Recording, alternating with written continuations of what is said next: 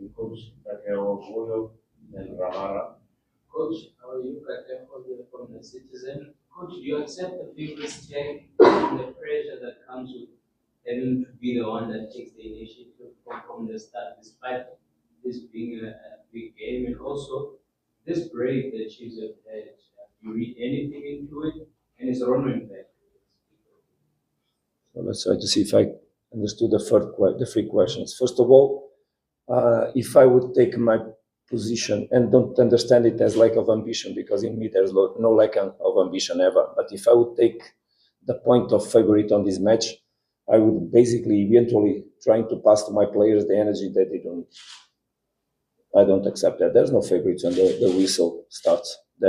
Go there and show whatever you have to show.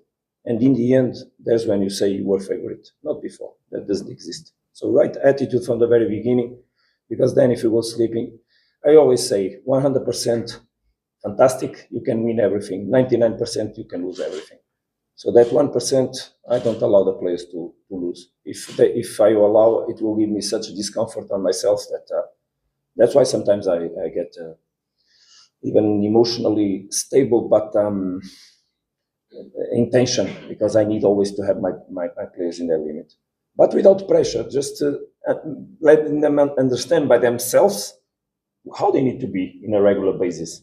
And that's what has been happening.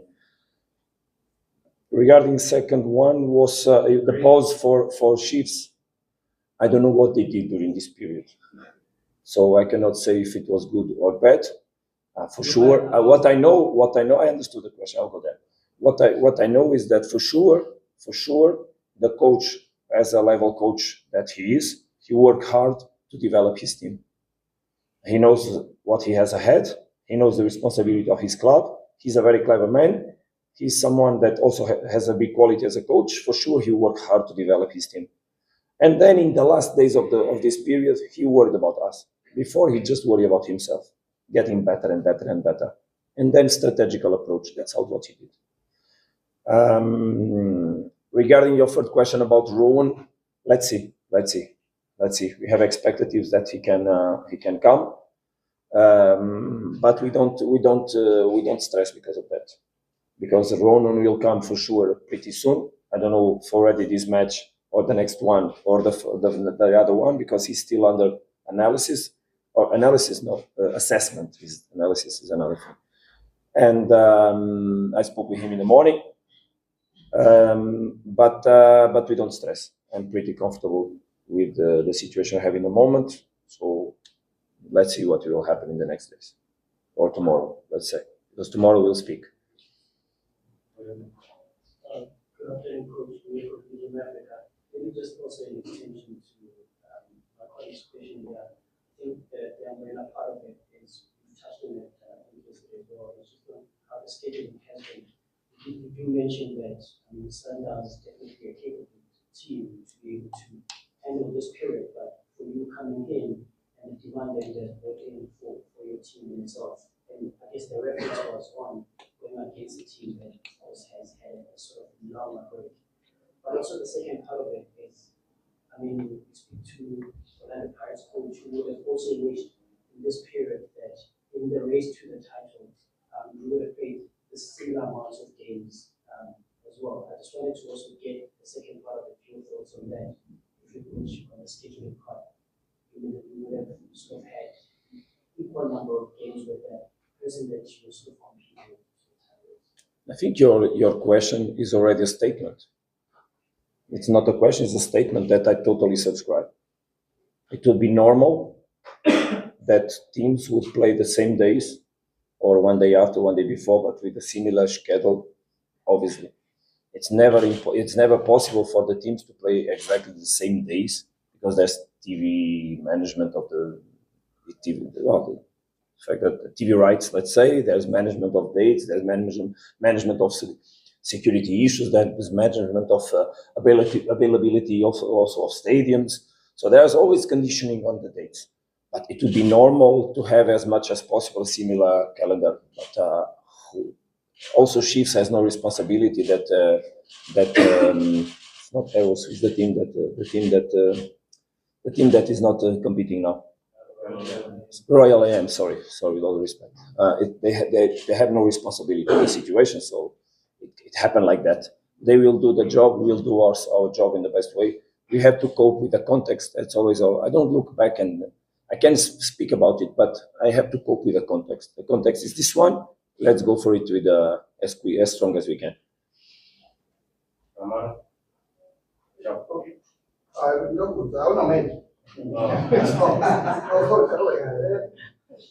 You've already played 19 games, and listening to most fans, already they are tipping Sundowns to go on and win their 8th league title. I just want to get your take with regards to that. You think? My word to our fans is please fill our stadium every match.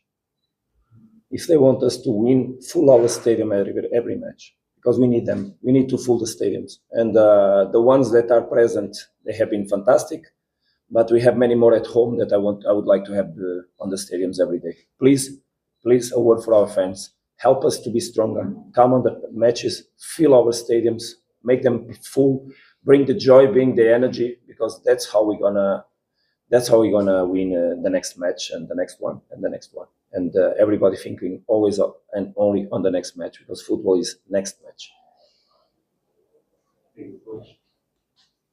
Coach Mazzola from SABC Sport. I wanted to ask about obviously having this type of attack that we have, facing a team that has struggled to keep clean sheets. What sort of game do you then anticipate? Coach Nabi is attack-minded, but because now he's coming up against a team that's free scoring like yours, do you think it changes his thinking, his approach coming up against Sundowns?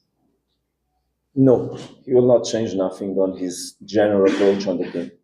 He can strategically, obviously, adapt certain principles like ourselves can adapt. He's not any kid that is coaching on football for the first time. I have a big respect for him.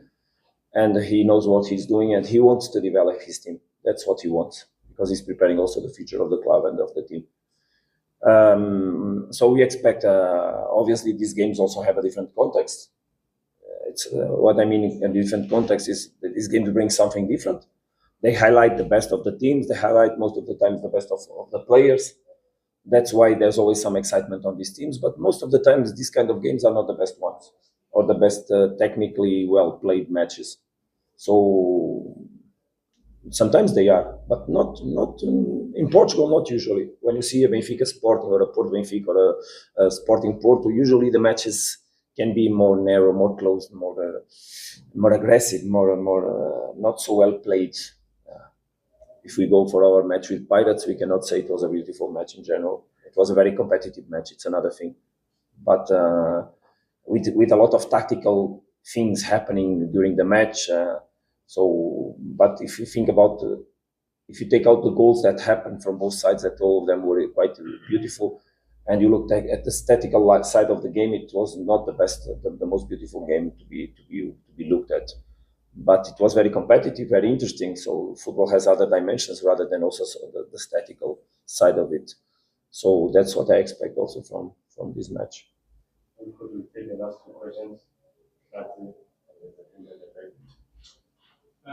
Coach, good afternoon. I'm just looking at the bigger picture of it. The Champions League is fast approaching very soon on our stages. Are you happy that this team seems to be sort of peaking at the right time, leading into the Champions League group stages? Yeah, I totally understand that yourselves, you look at the big picture, but I hope you also totally understand that we don't have time for it and we don't worry about it. We just worry about managing the next match. And football is so quick that you just need to look at the day after, and the day after, so that you try to control as much as possible what's in your hand. Champions League is a very far challenge for the moment for us. We have a very important Nedbank Cup with Sekukuni again, which is always a very difficult team to play against in 1 week. And we have PSL matches that all of them, despite whatever opponent, home or away, will be always very tough to play. So when the winter break arrives, the national team break arrives, Then eventually is a moment to look about on the moment, where we are on that moment, where we'll be, let's say, the availability of the players who will have with us, then check how the players will come from national team, and then, yes, start to think about these games of the Champions League.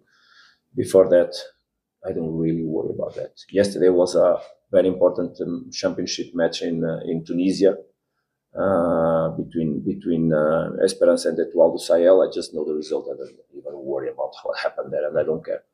We'll have time for that. I need to worry now about Kaizer Chiefs, and then again next trip to Durban, and then the Nedbank Cup, and then Amazulu, and then Pirates. So a lot of things to think, and quite challenging.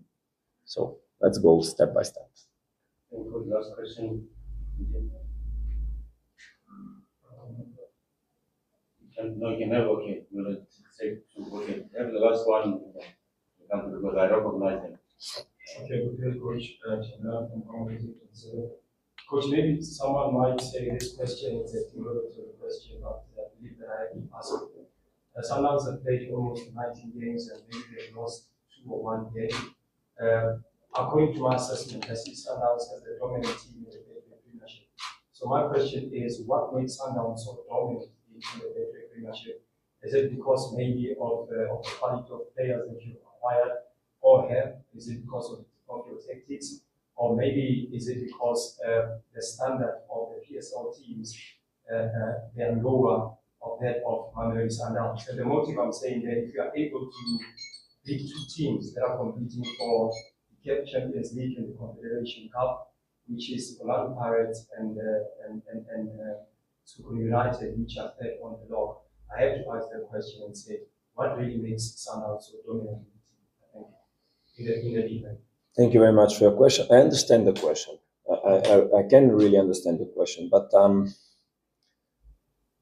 I don't want to be pretentious at all, because it's not the way I live life in general. And I need that. What I would like to answer to you is that we need to prove ourselves every day. We need to prove ourselves every day, and every match has a different story. For sure, Nedbank Cup match against Sekukuni will be another story. Whatever will be the outcome of it, we'll have a different story. Next game we're going to play Pirates, to be for sure a different match, whatever outcome comes from it, whatever it is. So it's just respecting the process that leads to the moment where you compete, and a high level of energy and concentration and quality in the moment you play that allows you to cope with the level of the opponents. No, PSL teams are not weak. They are not weak, believe me. The teams have quality. There are quality players. It's been quite challenging every match. It's been quite challenging. I don't remember to sit too much or to be relaxed on a. Even yesterday, there's a moment when we suffered the second goal. I look at my assistant. We were planning to substitute players, and I tell him, "Shit! Now that I wanted to relax a little bit, we can't. You can't. You just can't." So full concentration on helping the players, because you can be winning by 2, but if you suffer 1 goal, the energy that comes from the opponent, because they grab that energy highly with the hands, and they want to challenge us and to go for the game. So it's a 90-something minutes of full energy, full concentration, full management of the context.